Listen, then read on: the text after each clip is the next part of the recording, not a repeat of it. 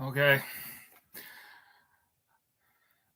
I've been procrastinating because I'm realizing that this is not journaling. I can't stop myself from doing it for the public, even though the purpose of this is to journal. I want the best of both worlds. I want to be able to do journaling, but then to share my journaling with someone. And it's not working. And it's sort of stopping me because I want people to hear me more than I want to make a private journal. I guess the balance of the scales. And so I've been thinking that maybe the only way I can truly journal is to actually fucking write it down. That's how frail I am. Anyway, so I have been procrastinating, and so I'm just going to do it and do it wrong. And hopefully I'll gain clarity as I do it wrong.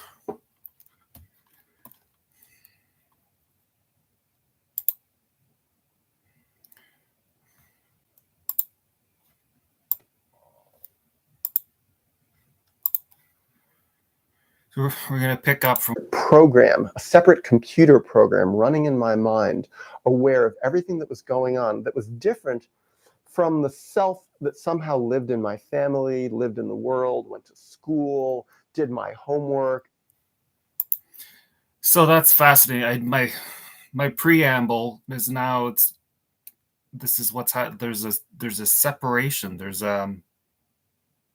personality I present to the world, and then the authentic me. And out on a limb, I'm going to say that the authentic me is undernourished and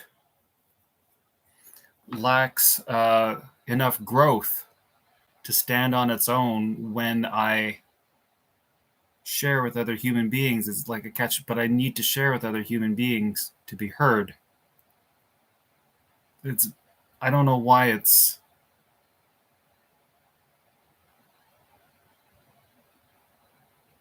so. Maybe I'll back up. Different from the self, and he was knowing everything that was going on.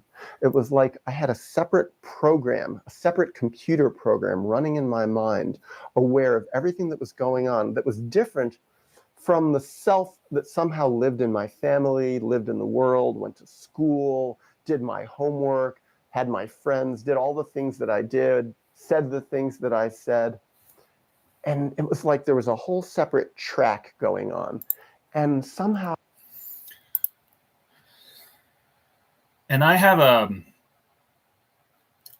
real, I have a memory where I told myself I would take on the beliefs of my parents to survive, while at the same time remembering that I don't believe those beliefs. I'm like, okay, David, your parents are forcing you to believe something. You need to give them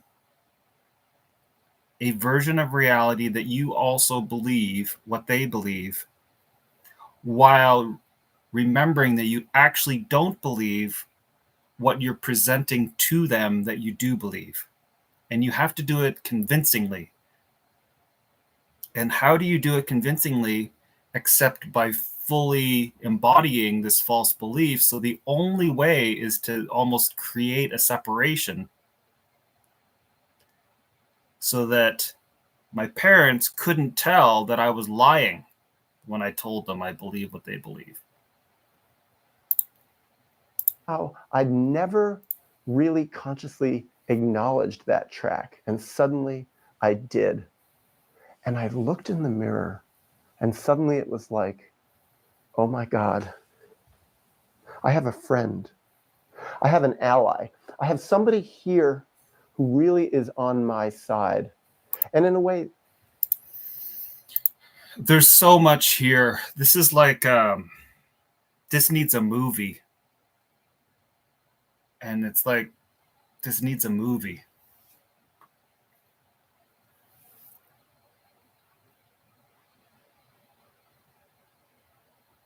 Because I too have a mirror story, but my mirror story is almost opposite of what he's explaining here. And I'm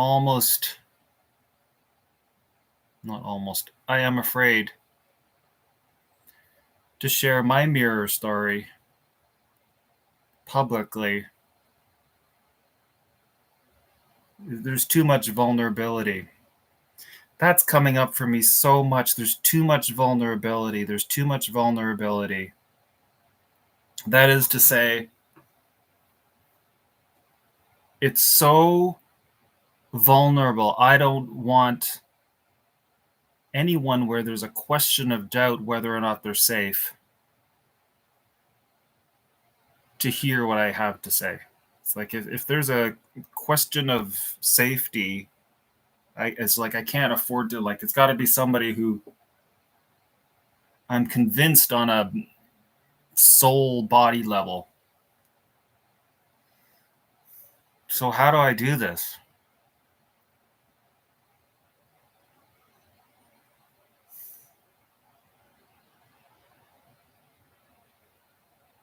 How do I share my truth if I can't share my truth?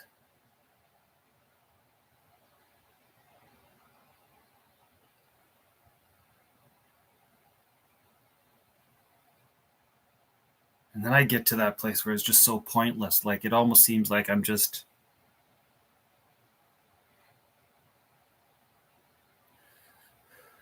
masturbating, not in a sexual way, but I'm just playing with myself for no real good purpose.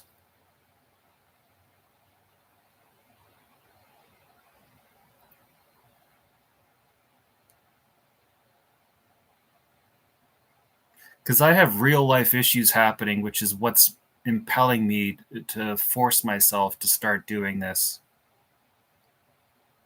And in this moment, I'm thinking, this isn't going to work because I'm not strong enough. Even though I'm recording this privately, I know I'm going to put it public.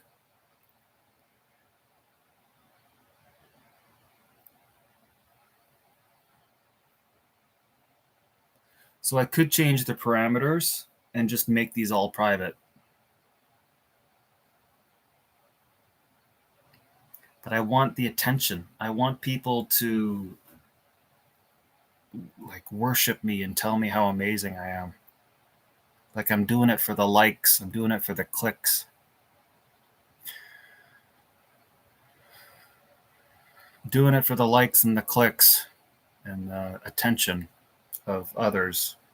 Validation. It's like, and therefore I can't really get honest with myself. It's so fascinating. And so I thought, like, my default is to do it for the likes. So maybe what I do is I sacrifice the deep healing and then put these up, make them public, more on a surface level. Because a surface level is better than no level. That's sort of what my reasoning was.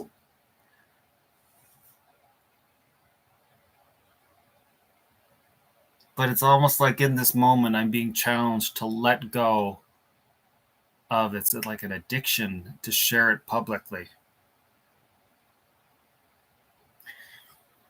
Like, what happens if I don't make this public? What happens? What happens is it's pointless. There's no reason. Like, why do this if nobody knows?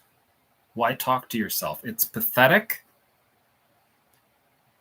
It doesn't do anything. You're talking to the void. it's madness, and it makes me want to commit suicide if I'm just talking to myself.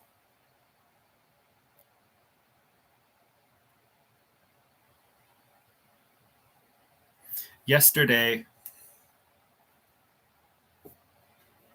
yeah, see, I gotta not care what people think.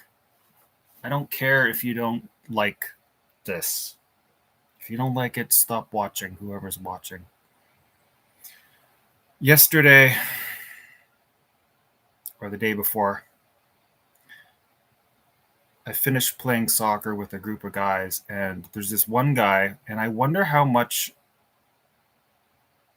of my is that I'm behaving. I don't like labels, but like I'm a narcissist. I really don't like narcissists. It seems like a cop out, but just to label that, it's like a way of not dealing with, reality and trauma. But and it's lack of compassion and understanding as well. There's so much, but it's helpful in a way. But so I'm sort of on the fence about this narcissist thing. But do I go through the world using people as functions? Like they fulfill functions, they're not really human beings, and when I don't need them or I'm through with them, I spit them out.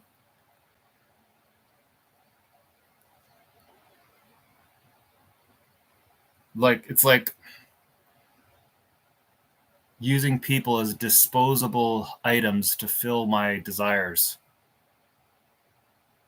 And then if they run the course of their, usefulness to me, then I just drop them. Anyway, I was developing a relationship with this guy in soccer, but I don't know how to be a man among men.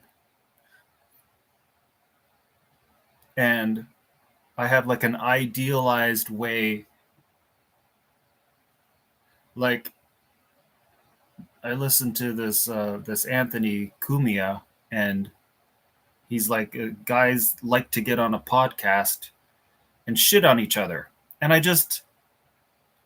was so embarrassed and shameful because I get wrapped up in trying to explain why it's okay. I'm using words like abuse and like the psychological and justifying and trying to explain to women, and I always end up losing whenever I try and delve deep. And this guy's like, yeah, we just shit on each other, and that's how men interact. And I thought, I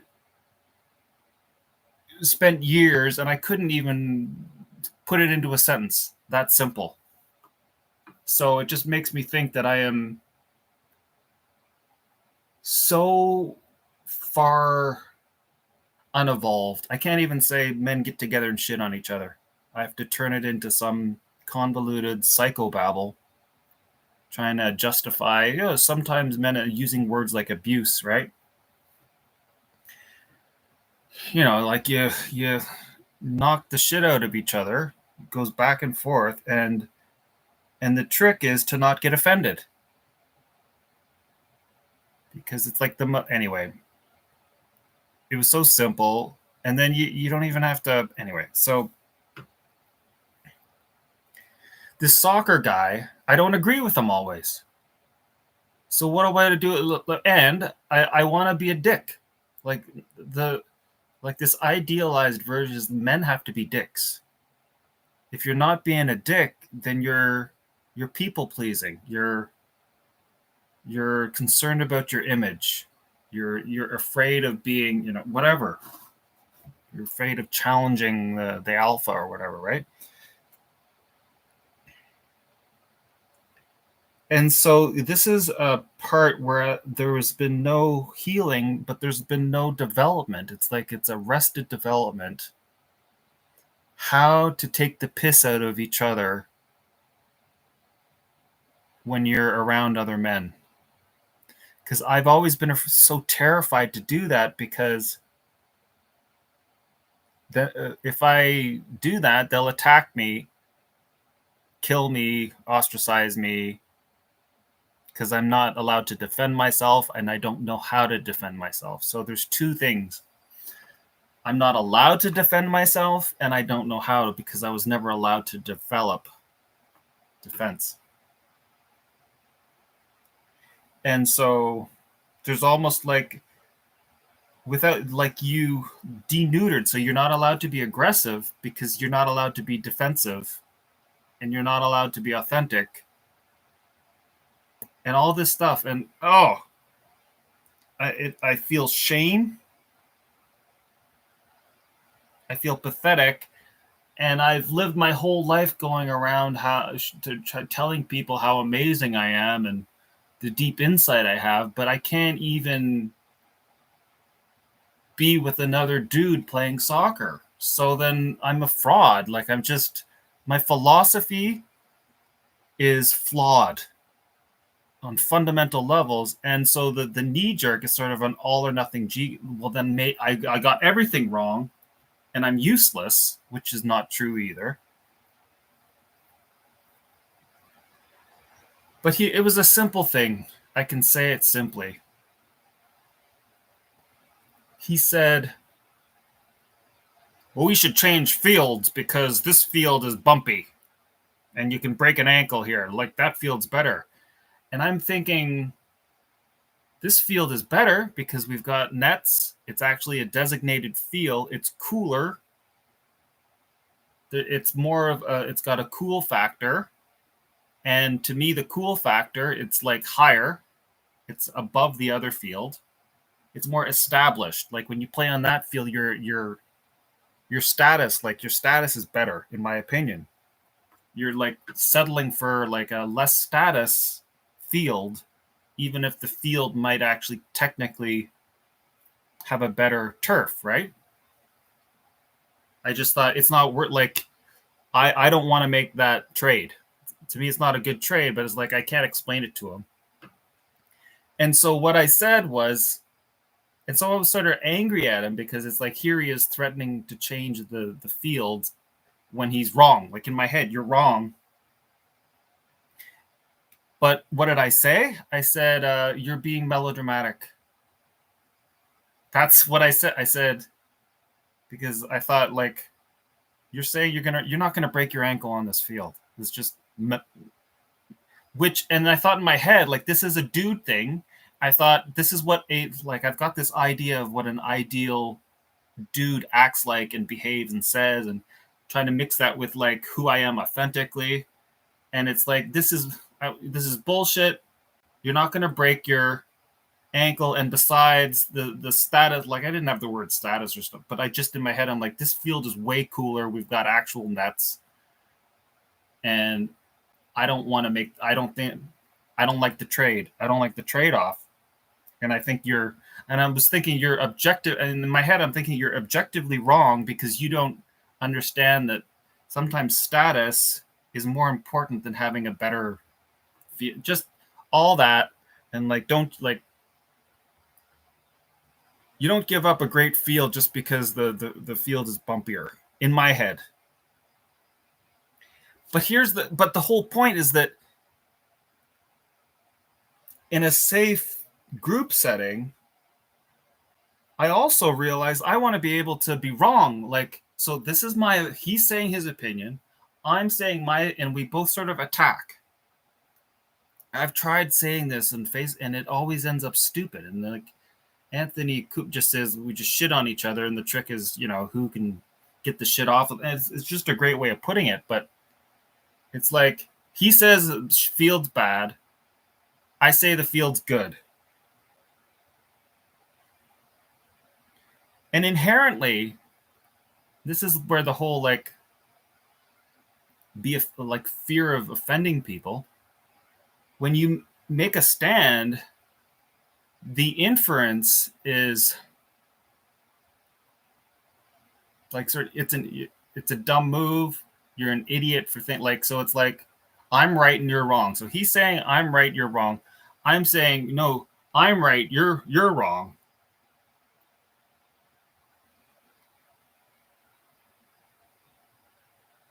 And with me, my energy is you're being an idiot. And I think again, so guys, they're basically that's what they're saying. You're being an idiot. No, you're being an idiot. No, you're being the dum dum here. No, you're being the dum dum. That's like how guys, and it's just variations on a theme. No, you're being the dum dum here, right? And I don't have a relationship with other men where I feel safe to like attack them and not have them overreact or threaten to take me out or whatever, or hold it against me permanently. Or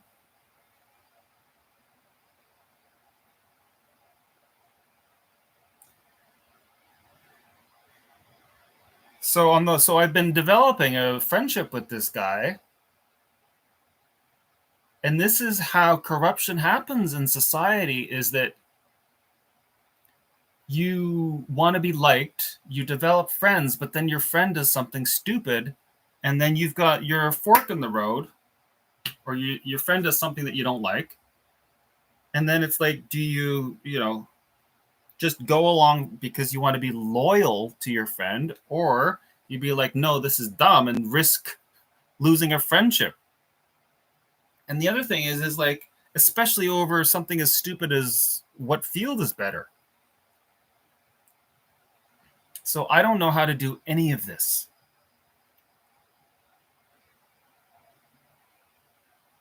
I wish I did, because I have this idea that there's a way where men can attack each other in safety without feeling like they're going to lose their friendship. And so I wanted to test it with this guy. So I did test, and so he's showing like a lot of time, like venom gets in my eyes, and I've used this before, and it's so when I read over my post about venom, it seems so juvenile and pathetic. And again, Kumi just says, "Oh, we shit on each other," but I'm going to use venom, and I'm going to do venom towards you, and it's almost like I'm being girly or something when I'm trying to explain this, when I don't need to be, but because I see it in his eyes. He's like, "We should move," and then when I go, "No, you're being melodramatic," and then he's like, "No, no, no, we could actually break our ankles." And at that point, I'm like, "Okay, you can't seriously believe you're like." I knew he was being hyperbolic. If he was really concerned about breaking ankles, then he wouldn't have been playing there. But then he's doubling down. This whole doubling down thing. He thinks he's right. I think I'm right. And to me, you battle it out to see where the reality lies. Most of the time in my life, I'm right objectively. I say like 80%, and that's like that you could have anybody say that, but I'm pretty in touch, like, because I think about things deeper than most people. And so I've when somebody comes up with an opinion, a lot of times they've thought it about in 2 ways, and I've thought it about in 10 ways with life experience and questioning and self-doubt. Whereas when someone else, there has been no self-doubt, there's been no experience. It's more of a impulse. And so anyway, after the game, so recently, so this relationship, like, I really like the guy. I value him.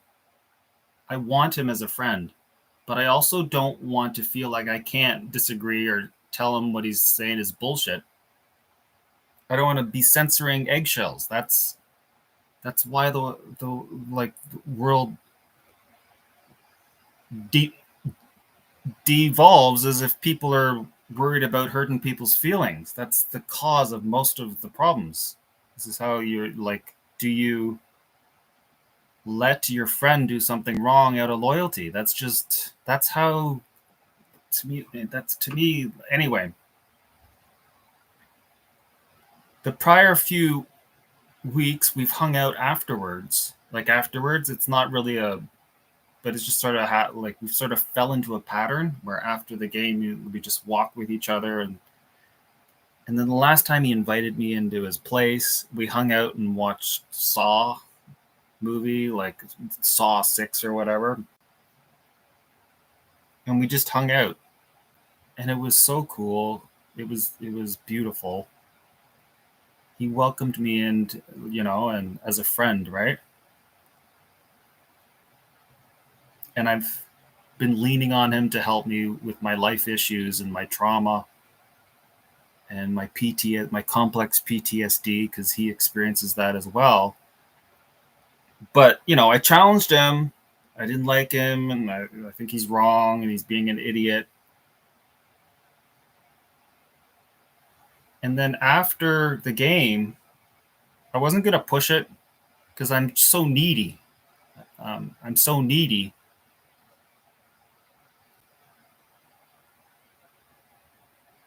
He basically said, "See you later," right?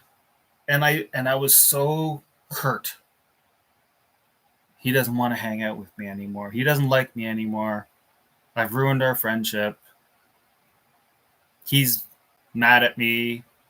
He thinks I betrayed him because I think he was saying stupid shit, and I told him so.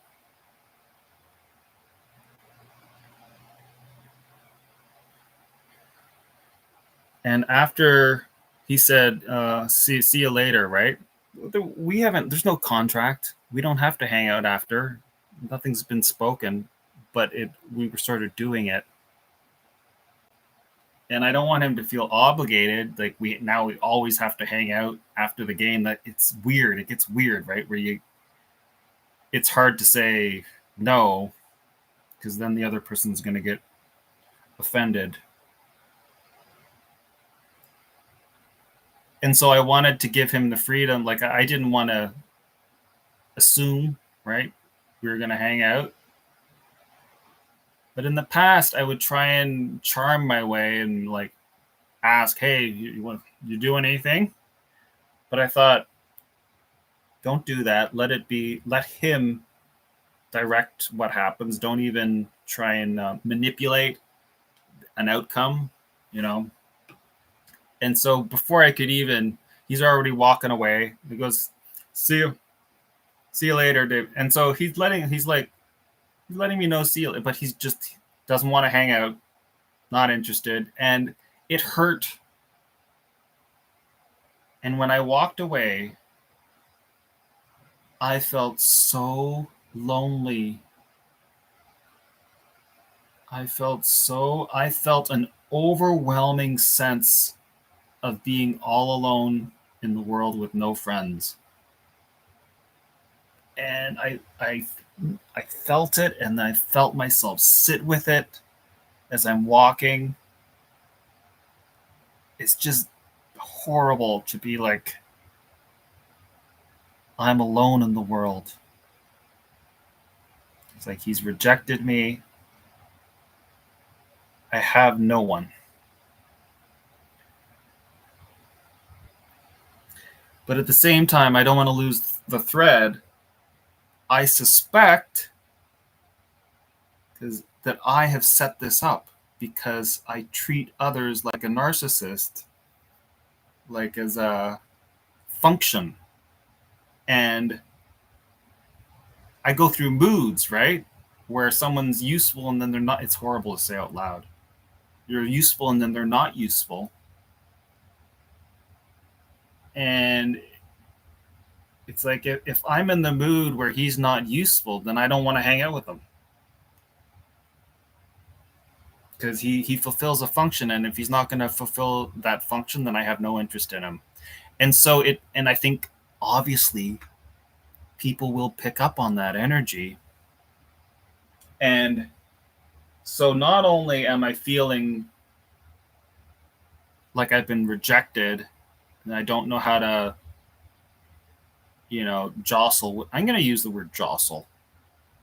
That's the word that works. Jostle with another dude. To me, that's how dudes are supposed to. You're supposed to jostle with other dudes. But so here I'm feeling like I've been rejected again because I I told him he was being an idiot, and now he doesn't want to be my friend anymore. But then I think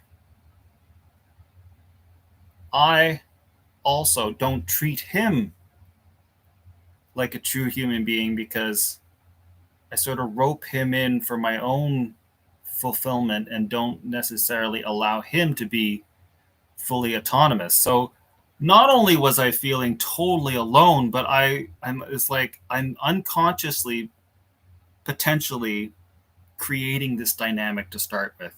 So then not only am I feeling totally alone, but it's like I'm to blame.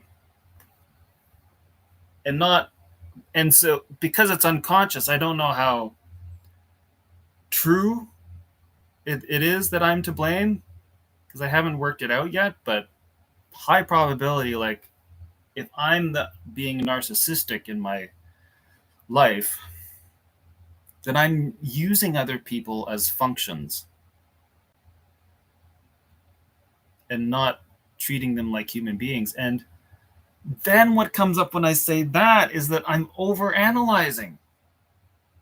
Like it's like layer upon layer where is everything I'm doing wrong. So then I'm thinking I shouldn't be overthinking any of this. Like I'm just getting myself all worked up.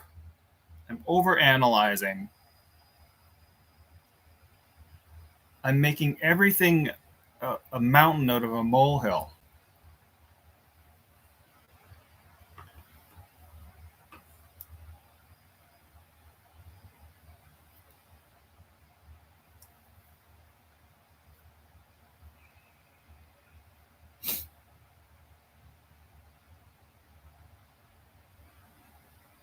And I haven't even, there's so much I need to talk about for my own sake. It's almost like this process is stopping me from doing self journaling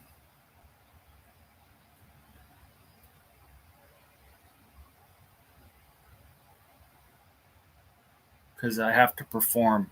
I have two modes. I have performance mode and then I have authentic David mode, and they haven't integrated.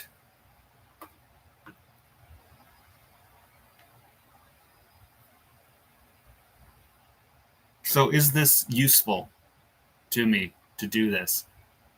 I want to make friends. I want to not be lonely. I want to connect with other like minded individuals that will walk with me and hold my hand on this path.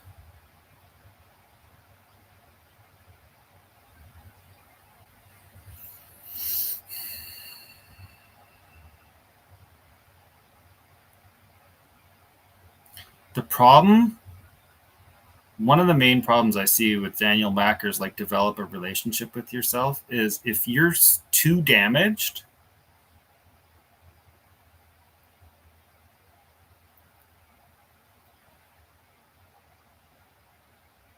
it's like you need outside input so you don't go off the rails. Like I don't think Daniel has complex PTSD. I think he's got trauma. I think if it really depends on how damaged your identity was as you were growing up. And it's like I need outside input.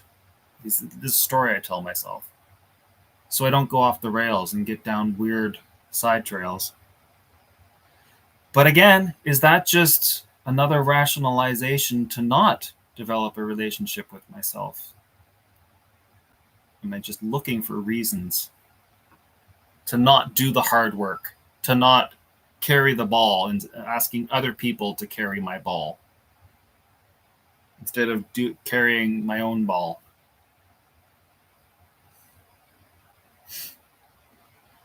So almost like maybe what I do is I bring it back to me, continually bring it back to me as sort of the safety measure in these is to always, if I go on a little tangent, bring it back to me when I'm ready. Just keep bringing it, like do my tangents, do my whatever, but bring it back to me.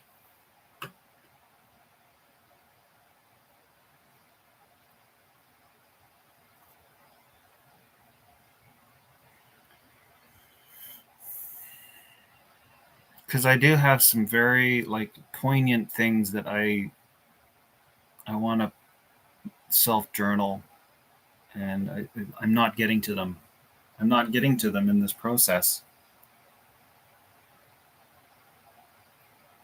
and they are precious. They are sacred, and maybe that's okay. Maybe the precious and the sacred I keep to myself journaling.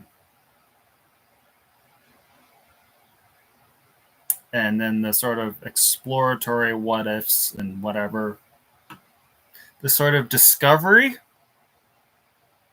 goes up here, but the precious and the sacred, the real vulnerable, I keep to myself. I do both.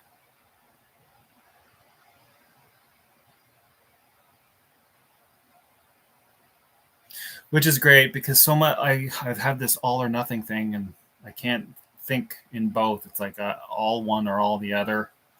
I do both, maybe.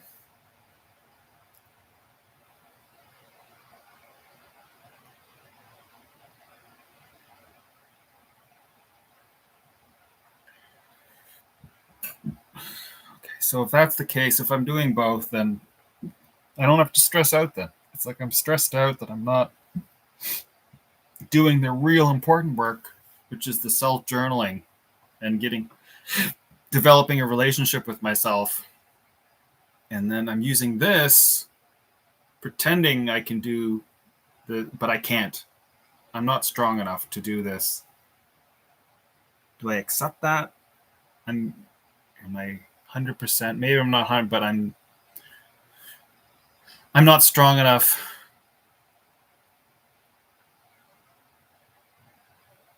That's interesting. I'm not that. What that means, my self isn't developed enough to be able to handle this, the publishing of a private journal. That's so weird. So weird. Um, so when it comes to this video, he's talking about a mirror thing, and I have a mirror story in my life that's too much for me to handle right now. Except to say that it was like, I'll just cursory, it was the opposite. He's looking into the mirror and found a friend in himself. I looked into the mirror and I didn't know the person who was staring back at me, and I felt like an out of body experience, like, and it's so hard to put in words. I looked into a mirror and it wasn't me. That's the best I got. So he's saying the opposite, whereas I looked into a mirror, it wasn't me, and that was like the beginning of when I broke down and what I call cracked, and then I put myself into a mental health hospital. So mine was seems to be exact opposite, but we're both having profound moments with the mirror.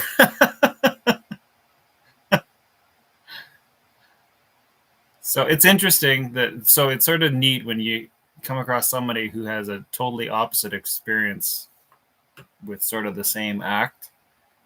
And it's interesting, and I'm curious, and I want to try it on for size to see if, because I sort of stopped looking at the mirror because it was too traumatized. Like, it just traumatized me. I didn't. It was dangerous because then it'd be like that isn't who I am. Type thing. I guess maybe. So but I like it. He's saying like there's an ally. He looks into the mirror and there's his self, developing a relationship with himself. Now, I am voraciously devouring a lot of Daniel's videos, and he is, to my opinion, overly narcissistic, overly self-absorbed, and he also doesn't seem to have any of the sexuality of a man. I was in, 12-step groups for sex and love or whatever, and there seems to be, there's like, people have love addictions and they have sex addictions, and like, to me, they're different animals.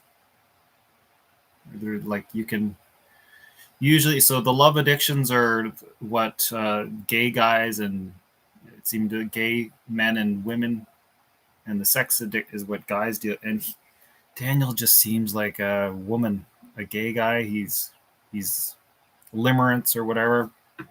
So I don't trust him at all when it comes to anything sexual. He has great input, but it's just, I don't think he's ever gone through puberty. He doesn't behave like it. Like, I don't know, he just doesn't. It's like he's got that energy. Take it, like the women with take it or leave it. It's so, like, it's weird. And I don't know if it was like permanently destroyed because of his mother sexualized. Like, did his sexuality just not happen? And so I am a little wary to fully trust that his process is going to work for me. But at the same time, I value him greatly because most people don't want to address childhood issues and don't want to address grieving. So I am on board with the childhood and the grieving and basically everything. I'm not on board with the lack of sexual, like, drive that he seems to have. And there's a few other things. So when he's really focused on developing a relationship with yourself, he seems like he's almost like a personality type that can do that, or he has enough friends that he doesn't realize how much he needs his friends because he's never actually lived without any friends type. But I don't know. I've been so isolated for so long, like, not having friends is devastating. And to think, oh, I'm going to develop a relationship with myself, there's no oxygen there. To me, oxygen is somebody else. Like, developing is circular. Like, it's like a stagnant pond. But so that's where I'm hesitant. But at the same, I don't want to discount it. So he looks in the mirror, relationship with himself, ally with himself. There's no God. It's like, it's very hermetically sealed approach, which I don't know. It's like there's nothing is getting in. You're only whatever you've got within you, and then nothing else is getting in. That ally was me. But at the same time, the part of me that was aware of that ally was also me. So it's almost like there were two of me. And it was like, in that moment, I wasn't lonely at all. And I'd been such a lonely little boy in so many ways, and for such good reason. So this does sound like a spiritual awakening. Maybe he's not using, but when you say in that mode, I'm not alone, then to me, that means you're connecting with God, the other. Because I really didn't have good allies. I had almost no allies. And in terms of really consistent, loving, nurturing allies, I had none. Well, in that moment, I wasn't lonely because I had an ally. It's really like I had a friend, someone who cared about me. And it was so odd, this moment, this like wake-up moment. And I'd done a lot of reading by that point. I think reading in so many ways saved my life because it introduced me to external worlds, other ways of living, other families. Not television so much, because I really didn't. It's so amazing how often I say something and then he says it. So he's introducing external, which is sort of what I'm saying. You need external. You need the river to be flowing. Watch television so much, but I've heard of other people say that through watching television, they got other models for how to live. Well, I got a lot of that through reading, but through all my reading up until that point, age 8, 9, 10, whatever And okay, I am using Daniel as a model. That's that's what's happening. So was, I'd never come across that idea that I could have a conscious relationship with me inside myself. And I say a conscious relationship with me inside myself, but I didn't have that language then. I don't think I'd probably ever even used the word relationship. I don't think I'd ever even used the word consciousness. So when I had that moment where I looked at myself and I looked myself in the eyes and I saw my eyes, I felt all those things. I felt those.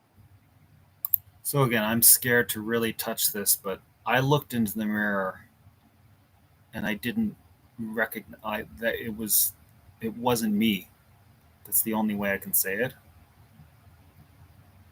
You could say it's split. It was a weird moment. It was like I'm looking and it wasn't me. It's like a split. Like it wasn't like a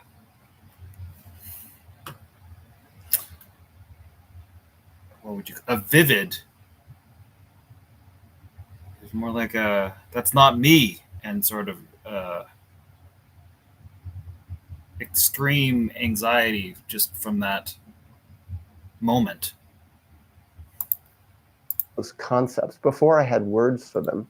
And it was shocking. It was a shocking and profound moment for me. It was like my life forked off. It was like before that I had had a different life. And after that, something changed. It's so weird. That's what happened with me. Before that, I had a life, and then it forked. And then I escaped to the hospital. I had a break cracking, whatever. It was a fork, but I went the opposite than what he's saying. Now, it took a long time for me to develop that relationship with myself. It took a long time for me to continue nurturing and feeding that internal relationship with me, but it was there and it always came back. And I started doing things to nurture that relationship with myself, like journaling. But that started years later. That started when I was 17. But what is journaling? Aside from a self-reflective process, a self-conscious process, it's like on paper, here is proof that there is Self-reflective, self-conscious. So journaling from his is self-reflective, self-conscious. Almost like I feel that I just say those words self-reflective, self-conscious. That's what the journaling is. me. And I am putting that down. And I am writing to myself. Now, I think of my time as an adult in the world, my time as a therapist, my time going around and talking to so many people around the world. And I've talked to a lot of people around the subject of journaling. And many, many times I've heard people say, it feels so weird and it feels so uncomfortable when I journal. Not everyone, but a lot of people say this. And they say, well, I'll start to write and it just feels almost like I'm doing something wrong or bizarre or strange. And I get that because it is that act of rebellion. And I think even the way the English language uses the word self. But it's almost like he doesn't get it. Sometimes it's like I feel he totally misses it. He's coming like, yeah, relationship with yourself. It's an act of rebellion. But that presupposes this meeting of the soul with yourself as an ally. I think the reason people get is because it's pointless and pathetic and gross and self-indulgent, not doing anything. You're not no you're talking but nobody's hearing. It's pointless. And then you just basically you're like, if you thought you were alone, now you're really alone. It's almost like making a puppet and start you're like, oh, my puppet is my friend, and then you're gonna like, talk to your puppet now, and your puppet's gonna be your friend. Self-consciousness, it's not in a very positive sense. Often self-consciousness is something that we're supposed to be ashamed about. It's like it's something self-indulgent, or it's something like, oh, that person is so self-conscious. They're so aware of themselves, but in such a negative way that they can't even speak. They can't function. It's like they're all wrapped up in their head. And I think that is less a reflection of what's going on in a person's life than it is a reflection of how sick the world is around them. Because what I've seen is when people who have So I don't know. This is his theory. I don't know if I believe it. the so-called problem of being very self-conscious, being very ashamed of their relationship with themselves, uncomfortable about their relationship with themselves, when they get in an environment, when these people enter a world where they are loved, where they're respected, where they're cared about, where their relationship with themselves, where their internal self-aware relationship with themselves is considered an excellent thing, a great thing, those people aren't so ashamed of it. Those people actually are more at the forefront of evolution, not people who are considered a little strange or considered people who are pathological in some way. People. So I don't know. There's movement. It's almost like you're ashamed of yourself.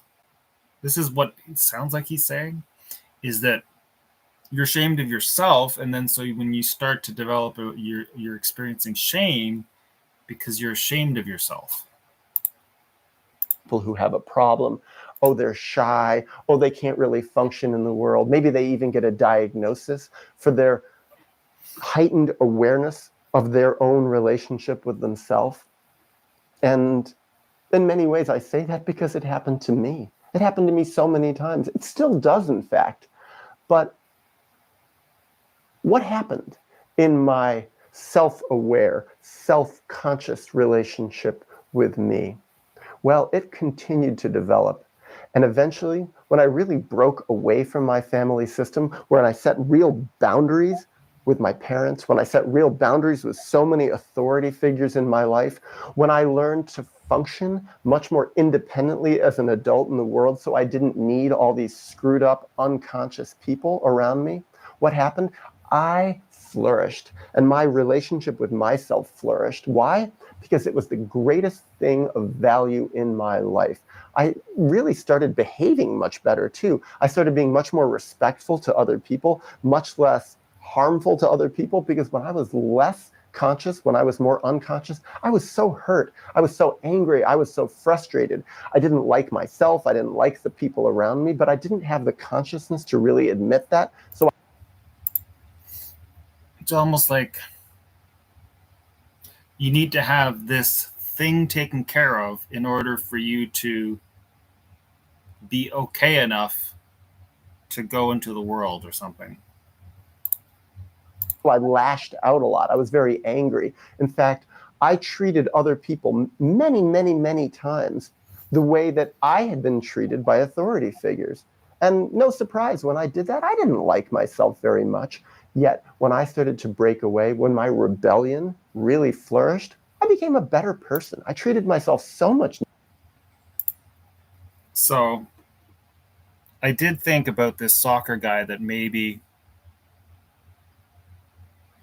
what I could do is really focus on treating him like a human being and not someone to exploit and use to heal me and help me grieve, and sort of make him into like my mother or father, therapist, whatever, problem solver, rescuer. Treat him like try and focus on treating him priority number as a human being and not fulfilling a function. Nicer. And I started treating other people much more kindly as a consequence of this. But what do I really mean by rebellion? Because rebellion's a very... Yeah, it's almost like you got to make sure the home front's in order to interact well with others or something. It's like a order of priorities. very, very strong word. And I think my increasingly conscious relationship with myself is more than just a rebellion against my parents and against school and against teachers and bosses and things like that.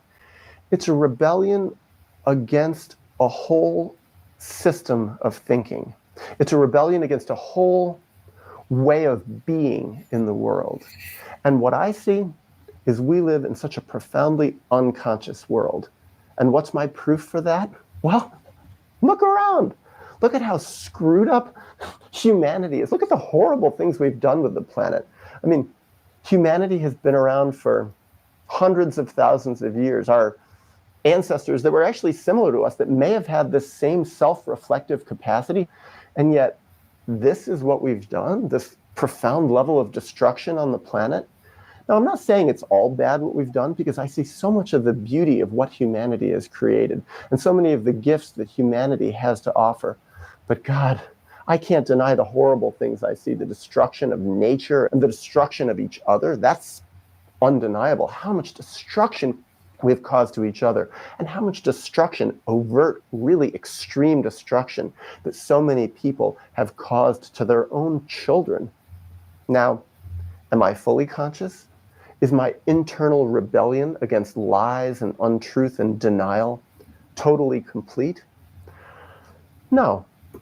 I still have my unconscious sides, and I have proof of that. I still have so many dreams at night where I'm projecting all over the place and having all these fantasies and don't like myself and have so much anxiety and negative feelings about myself. But this is nothing compared to what it used to be like in my life. I have changed quite profoundly. But on the spectrum of totally being unconscious to totally being conscious, I'm not totally conscious yet, but I'd say I'm maybe about here. And I used to be much more like here. I'm growing. I'm developing. So this brings me to the next point, that to become more conscious is to evolve. To nurture our consciousness is to nurture evolution. And that, to me, real human evolution nowadays, in this modern era, in this wildly modern world where nobody knows what's going to happen next, that real evolution is happening inside here, in our minds. And this is where the battle is taking place. Are we going to be unconscious, or are we going to be conscious? Are we going to nurture more and more unconsciousness, or are we going to nurture consciousness? Now, I think about what would this act of rebellion be on a societal level? What if millions and billions of people were really undergoing this process of really heightening and nurturing their internal self-awareness, of healing their traumas? Well, one thing is, I think we would have a massive societal wave of grief, of so much repressed emotion coming up. And that emotion, it would fill our souls. I think it would be overwhelming to so many people. It's been overwhelming to me when I've had it. But if I can just handle it, stomach it, keep going, keep moving forward, it gets easier. And I become more self-aware. I get more of myself back. It's a process of reclaiming who I always really was deep on the inside. And this is the rebellion that I really hope for. I think this is such a big reason why I make these videos.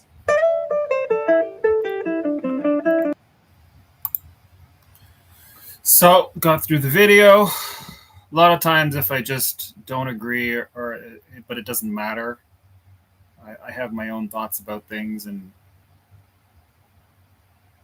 I don't care to, because that's not the purpose of this. So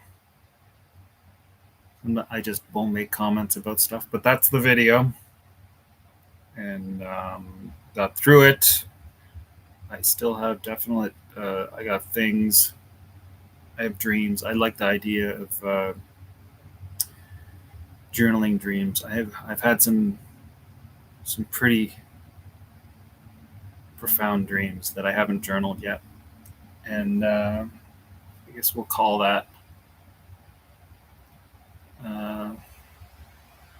a wrap.